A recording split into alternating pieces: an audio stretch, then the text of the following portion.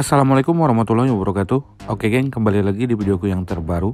Kali ini garapanku adalah Yamaha Mio geng. Rencananya motor ini akan dicat ulang, tetapi di bagian bodi-bodinya itu banyak yang cacat juga. Ada baret-baret yang sampai ke plastiknya. Jadi sebelum kita mencapai ke proses pengecatan, jadi barang ini aku amplas dulu, terus aku epoksi dulu. Jadi medianya ini udah aku amplas geng. Aku amplas dengan amplas grade 320. Jadi setelah itu aku tinggal menaikkan epoksi aja lagi di atasnya. Seperti biasa sebelum aku berperang, jadi aku isi dulu pelurunya. Jadi di sini geng aku gunakan epoksinya itu dari Dana Gloss, yaitu epoksi surfacer. Maaf, salah. Maksudnya tadi aku mau ngomong ini adalah epoksi primer surfacer. Loh, tapi kan itu buat besi bang, kok dipakai buat bodi plastik? Ya suka-suka aku lah, aku mau pakai apa aja selama itu tidak menjadi permasalahan dalam hasil garapan, ya nggak apa-apa kan? Karena banyak pelajaran-pelajaran yang aku dapatkan di luar sana, termasuk di media sosial pun aku sering nonton YouTube dan apa sebagainya. Jadi aku menghilangkan apa yang biasa aku lakukan, yang dimana mentang-mentang harus standarisasinya inilah sesuai TDS lah. Jadi selama aku melakukan ini tidak ada masalah dan eksperimen itu berhasil, jadi sifat-sifatku dulu yang suka sok standarisasi jadi itu aku hilangkan. Apalagi semenjak aku menonton channel-channel seperti kayak Sontoloyo Painter, seperti Coli Airbrush. Kalau Coli Airbrush aku udah lama sih nonton itu. Cuma untuk Sontoloyo Painter ini terus terang, mungkin kalau orang yang sepele ngelihatnya, orang akan lihat ngapain sih ini orang. Tapi di situ beda lagi kalau aku yang lihat. Aku lihatnya banyak sesuatu yang pokoknya tuh itu isinya daging semua tuh kalau yang dia omongkan sama dia tuh. Oke geng, jadi kita kembali ke pembahasan mix rasio epoksi ini bersama thinnernya dan hardenernya. Jadi untuk mix rasionya aku gunain 4:1:2. 4 epoksinya, 1 hardenernya, 2 thinnernya. Jadi aku mainnya itu tidak terlalu kental, tidak terlalu encer. Untuk thinner yang digunakan itu kamu pakai Aspesal juga masih bisa kalau untuk epoksi primer surfacer Dana Gloss ini. Oke geng, kita langsung ke proses epoksi. Jadi di sini sebelum aku melakukan penyemprotan epoksi, karena medianya ini plastik PP, jadi aku pakaikan PP primer di atas media ini dulu. Baru nanti aku naikkan epoksi di atasnya. Cairan plastik primer ini berfungsi sebagai untuk mengikat epoksi di atas permukaan plastik ini, agar daya rekatnya itu geng bisa lebih kuat, nggak mudah ngelotok, nggak mudah rontok, dan nggak ketombean.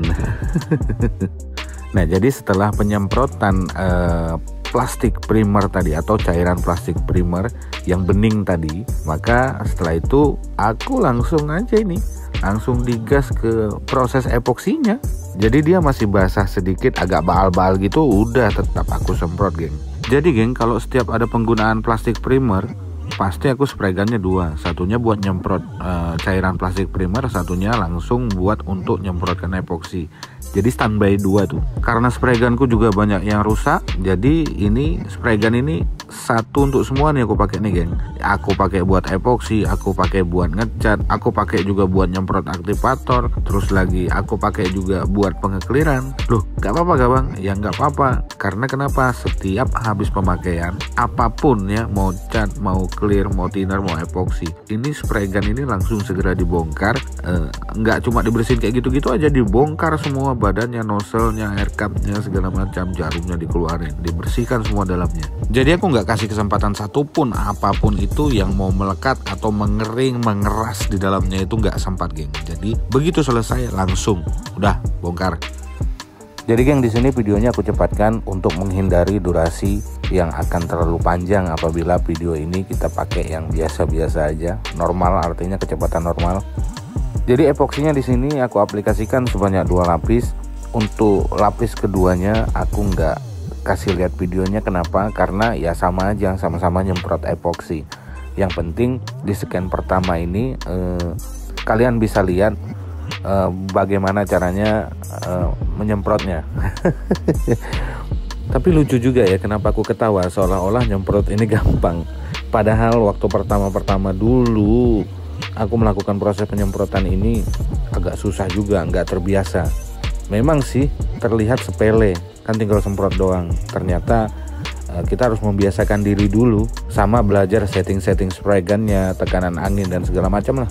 Untuk mengaplikasikan epoxy primer ini atau epoxy primer surfacer, jadi jangan tebal di awal ya geng, bahaya. Karena kalau tebal di awal, epoxy primer ini rawan leleh. Jadi dia kalau ketebalan itu sangat rawan sekali meleleh. Jadi mainnya cukup santai aja ya geng. Oke geng, jadi hasil penyemprotannya itu seperti ini. Kalian bisa lihat hasilnya untuk epoxy primer surfacer ini, hasilnya cukup mulus geng. Jadi di sini aku ingatkan kepada kalian, jangan kalian tergoda dengan hasil mulusnya epoxy ini geng. Wah, hasilnya udah mulus, nggak perlu diamplas lagi dong, kerja kita jadi ringan. Nggak gitu mainnya geng. Jadi setelah epoxy ini kering, kalian wajib melakukan pengamplasan kembali kepada media yang sudah di epoxy ini geng, agar nanti daya rekat cat ke media yang sudah di epoxy ini tuh mempunyai daya rekat yang kuat. Kalau gitu nggak usah di epoxy dong bang, cukup diamplas terus dicat, kan daya rekatnya juga kuat. Betul, tapi yang perlu kalian ketahui, epoxy ini berfungsi sebagai pondasi. Ibarat kamu bangun rumah, ada dinding dan atapnya. Bagaimana kalau pondasinya tidak ada? Kecuali, nah ini tanda kutip ya, kecuali cat bawaan kendaraannya itu masih kokoh dan kuat ya, bawaan pabriknya, itu bisa jadi dasaran atau sebagai pondasi. Kalau memang dia nggak cacat, terus lecetnya nggak nembus sampai ke bodi plastiknya, itu bisa jadi pondasi saat kita melakukan pengecatan ulang. Tapi berbeda lagi kalau misalnya memang cat originalnya masih kuat, tapi dia cacat terus lecetnya banyak warnanya ya. Jadi lecet dari warna itu banyak dan tembus ke plastiknya atau ke bodi plastiknya, kelihatan dalam. Ya mau nggak mau kamu menutupin porinya dengan menggunakan epoxy ini. Oke geng, jadi sampai bertemu lagi di video selanjutnya. Assalamualaikum warahmatullahi wabarakatuh.